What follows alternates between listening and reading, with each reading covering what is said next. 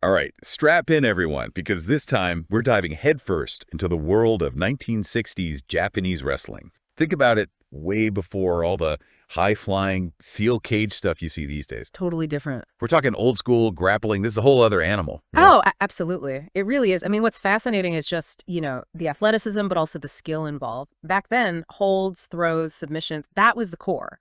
And the storytelling all built on pure wrestling, prowess. Yeah. And we're not just theorizing here. We've got this awesome wrestling simulation that's basically our time machine for this whole era. Yeah. It recreates, like, meticulously the entire history of the Japanese Wrestling Association, the JWA. It's like front row seats to the action.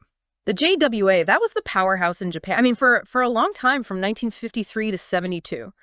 But here's where things get really interesting. They were part of the National Wrestling Alliance, the NWA.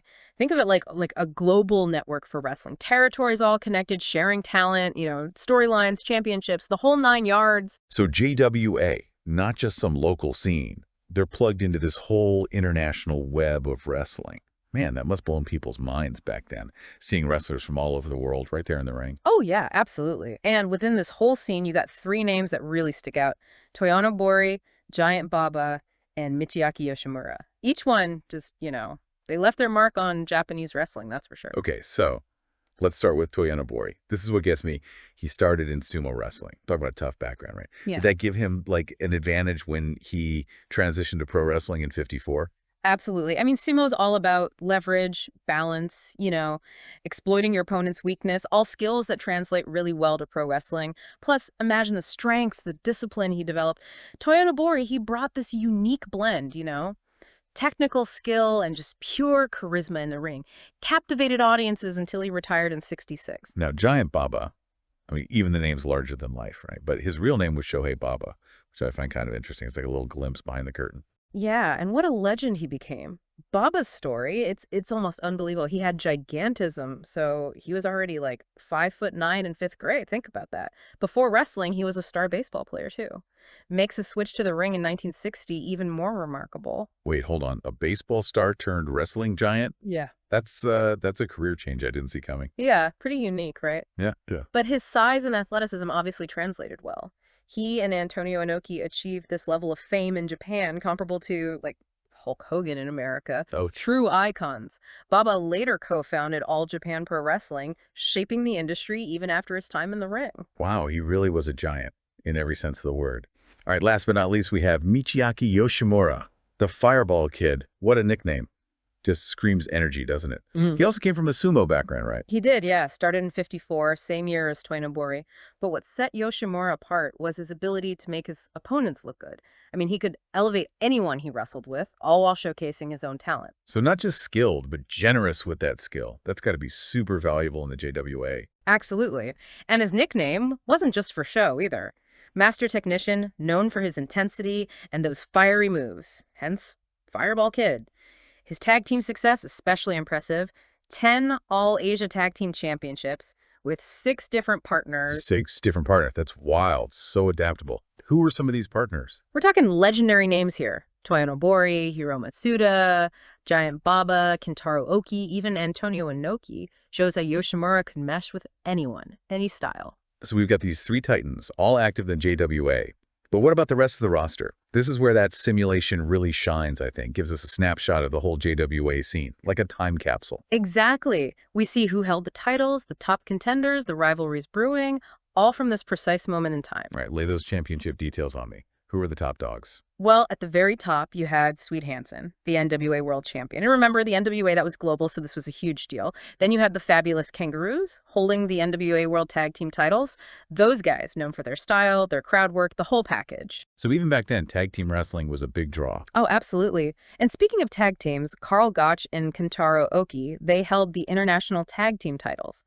Gotch, a submission specialist. Oki, known for his power. Formidable duo. A classic combo for sure. So NWA titles, International Tag Team, any other big ones within the JWA? You bet. Toya Nobori, our sumo-turned-wrestling star, he held the international title at this point. And Great Togo, he was the reigning All-Asia champion. Okay, so that's our champions. What about everyone else on the roster who was shaking things up trying to snag those titles? Well, the simulation gives us a peek at the live rankings. Pretty cool, actually. Tells us who was considered the hottest talent at that moment. And no surprise, Toya Nobori was ranked #1. Well, with his skills and charisma, that makes perfect sense. Who else was up there? Right behind him, Giant Baba at #2, showing his fast rise. And then at #3, Antonio Inoki, who'd go on to become a legend in his own right. Wow, the top 3, all are featured wrestlers. Says a lot about their impact. Hmm. What about Fireball Kid? Where's he in all this? Mikiaki Yoshimura, holding strong at #4, shows his consistency, always at the top. It's clear those 3, along with a few others like Great Togo and Karl Gotch, really shaped the JWA. So we got champions, we got rankings. Mm-hmm. What about the storylines? What kind of rivalries were brewing in the JWA? Well, one that stands out is Yoshino Sato versus Moose Cholak. What's interesting is Cholak's name, it was actually an insult, a way to build heat, get the crowd invested. So even back then, they were playing with those classic wrestling tropes, good versus evil. Exactly. And then there's Kiyotaka Otsubo feuding with the Great Kabuki.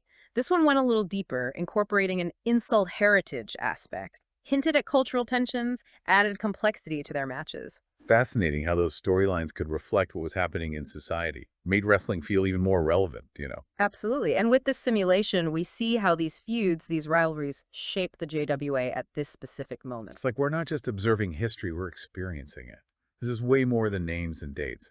We're getting a glimpse into the heart and soul of 1960s Japanese wrestling. It's a privilege to have this kind of access.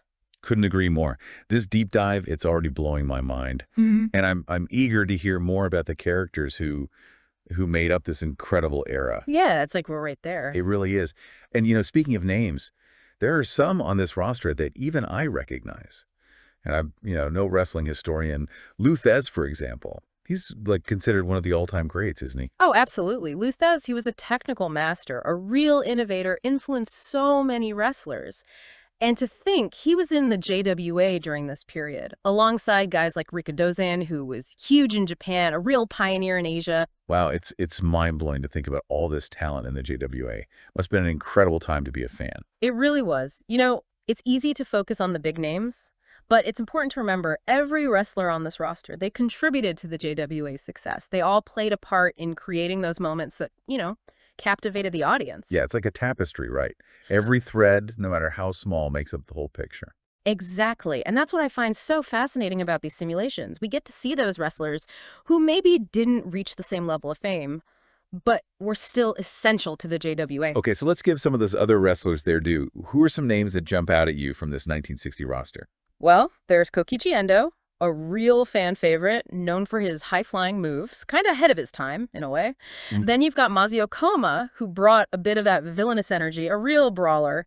And get this, Harold Sakata, he was on this JWA roster. He went on to play Odd Job in the James Bond film Goldfinger. No way! Wrestling and James Bond, that's a crossover I never would have guessed. Really shows how wrestlers could become, pop culture icons. It's true. It's all about those larger-than-life personas. And the simulation, it captures that. Not just wins and losses, but the stories, the rivalries, the personalities. Speaking of personalities, I'm curious about the venues. I know the simulation doesn't have specifics about arenas, but can you, paint a picture of what it was like to be at a JWA show in the 1960s? Oh, just imagine. Packed buildings, buzzing with anticipation, the roar of the crowd as the wrestlers enter, the electricity during a close match.